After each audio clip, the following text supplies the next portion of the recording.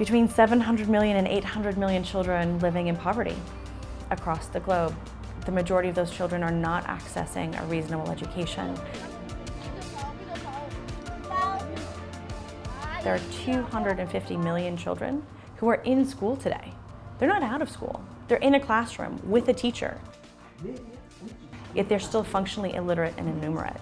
And more than 150 million of those same children have been in school for 4 or more years. There's nothing more depressing as a child than to be in a space where you're sent to every day, and yet you know nothing's going to happen for you. You know whatever that space is isn't going to give you the tools you need to change your life.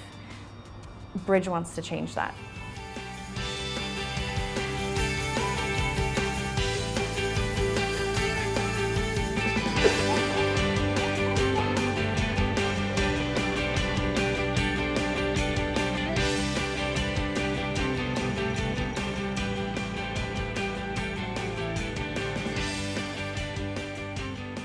In 2007, we came to Africa, where due diligence had showed us that there were an incredibly high number of enrolled children who were still illiterate upon graduation.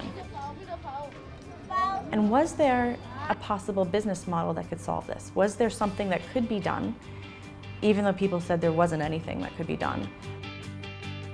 But if you go direct to that family who needs a service, and you figure out what their problem is, and you create that service, and then you could have a business, because you can charge them the fee that's affordable for their current income levels and change their life and their children's lives.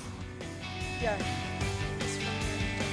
We all moved to Nairobi in 2008, and within 6 months we had the first school up and running. We started in Kenya because this seemed the right place to start. It had the population density we were looking for, it had a neutral regulatory environment, it had people we could hire into our head office support staff who could help us build out the business.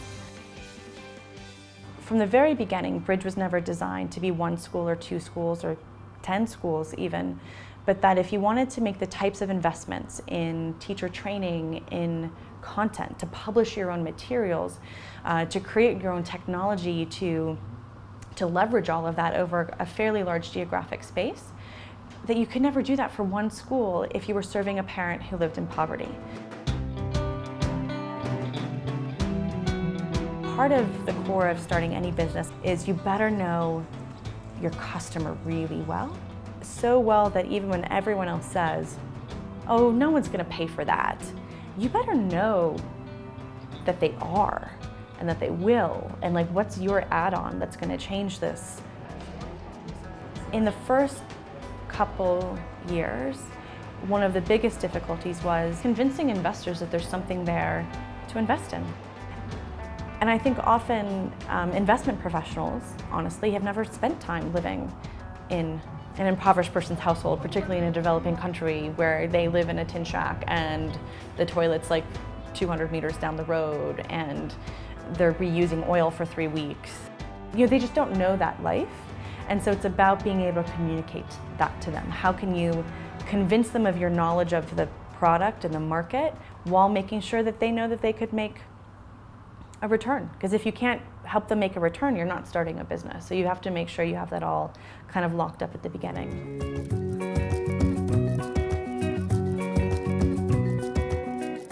So one of the ways we first tried to get our investors to understand what we were doing was by calling it a school in a box, and then when we realized everyone here calls a private school that's good an academy in the box, was to help our investors understand that you could scale education. Because one of the early questions was, how do you scale education? Isn't that a one-off? Isn't it just a teacher in a classroom? So don't you have to have brilliant teachers in every room in order to have a well-educated child?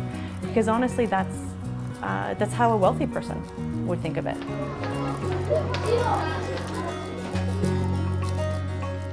Honestly, that's an incredibly luxurious way of approaching education, and is why there hasn't been extensive education reform in the developing world. So we decided to use what's called teacher guidelines, where you prepare heavily scripted instruction for the teacher that they then present to the child.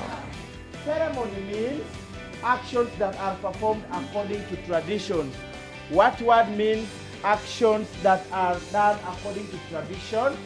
Ceremony. So the teacher doesn't have to spend all of that time preparing for tomorrow. It's done for them by what we call master teachers, which is essentially an internal publishing house. Make a rectangle that is 2 by 6 like the one I have done on my geoboard. 1, 2, 3, 4, 5, 6. 4, 5, 6. Good. How many sections are there? How many We sections take the teacher textbook and then we actually draw that down using best practices, research that's already been published about what helps children learn and not learn, and we write a script, like a play. I will not attend my friend's graduation because I am not feeling well. Everyone. So the teacher has the actual words that they're going to read, the problems they're going to put up on the board, the examples they're going to give to the child. We support our teachers so that they know tomorrow is covered, and the next day is covered, and next week it is covered, and I can trust that I'll be giving my children the best content, which enables me to be more responsive in the times where the teacher and the child are interacting one-on-one and in small groups. We're together. Remember, you say the longer heart, the minute heart is the longer heart. Then our heart is. Bridge uses its comprehensive system to manage all the academies in Kenya. All teachers use their teacher computers. Also, those teacher computers, they use them to mark their attendance when they come to the school. Also, these pupils, their attendance are taken in those teacher computers. Now, when they come in the morning, they do what we call syncing using the smartphone. We, as the academy managers, normally use the smartphone to guide us how to operate in the academy. Every teacher has their teacher IDs to log in. So when they log in, they shall be able to view their classes and they shall open the topics or the lessons to teach. So every time every teacher is using the computer, following it 100%. Now when they sync their teacher computers, it means that all the information that they have been carrying out in their various classes, it means that it shall be captured at our headquarters. So we're tracking, 3,500 to 4,000 teachers every day. You can see here we have a list of all of the teachers. We also have two-way communication where we'll sync the smartphone with the Nook. The Nook will also sync back with the smartphone to let us know that all the data has been received on the Nook. We will know that the teacher did have a script as of 8 o'clock this morning, and then this data gets pushed live back from the smartphone 4 times a day to our server, and I can pull the report on the server to demonstrate which teachers do and which teachers do not have scripts. You can't have a brilliant teacher hypothesis and expect to change the education for hundreds of millions of children. You have to be able to upskill the teachers that would be available within the same community as your child. How are you going to get tens of thousands, eventually hundreds of thousands of teachers to be working with hundreds of millions of impoverished children? They need to be from the same community. They need to face similar challenges, but also economically, they need to be part of the same economy. Basically, most of our parents are living in below $2 a day, and this small amount they try also to keep aside for their kids as fees, because for us we are really low cost. We charge roughly like $5 a month. Teachers are employed from their various communities, so we recruit, we train them, we bring them back to teachers.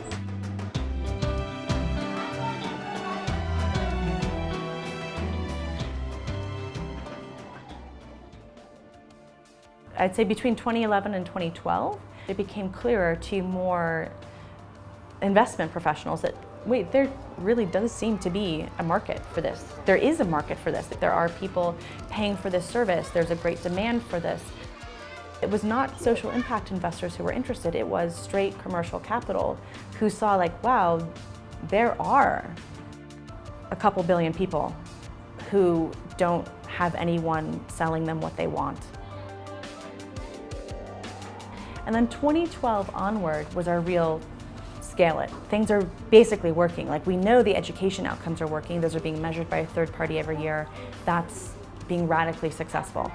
The operations still have lots of tweaks they need, but they're working well enough that it makes sense to now blow the business out a little bit more. Like, the stage we're at now is where it's much more hard to hire people. So to hire people who can grow as quickly as the business can grow, right? And I think that's one of the difficult things a lot of people don't talk about with like really rapidly growing companies, is the human capital or human talent arena, and how to both better hire for it, how to better manage it, how to better manage that growth that each person's going to need, and to manage exits gracefully.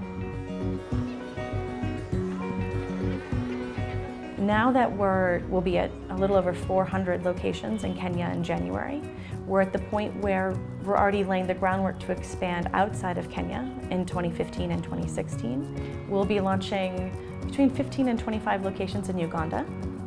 We're also already underway for operations in Nigeria. So our first locations in Nigeria will be in Lagos. So we will continue expanding. Our overall goal, that we establish and we talk about publicly, is to reach 10 million children by 2025. And that sounds crazy, maybe, but even on our current pace, we double enrollment every year. We're at 100,000 now, we'll be at 200,000, 400,000, 800,000. And I think we'll start growing even more quickly as we expand into new markets.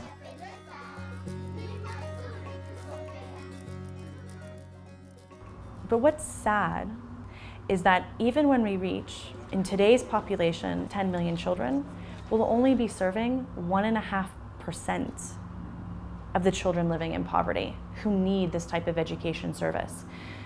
10 million is nothing compared to the global demand. There need to be more people trying to solve the problems of why children aren't learning today. It shouldn't just be bridge.